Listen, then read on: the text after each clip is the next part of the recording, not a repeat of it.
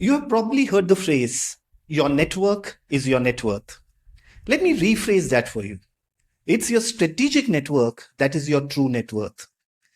Now, many mid career professionals and leaders that I have spoken to struggle with this concept.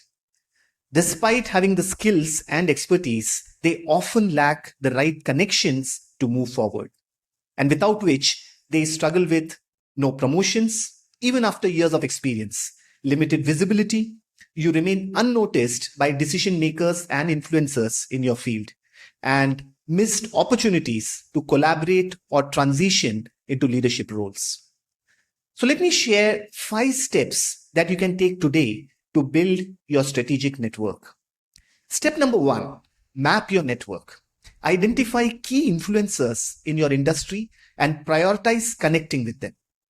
Step number 2, offer value first. So focus on how you can help others, whether through sharing knowledge, introducing people, or offering insights. Step number 3, engage consistently. Be present at industry events, webinars, and online forums.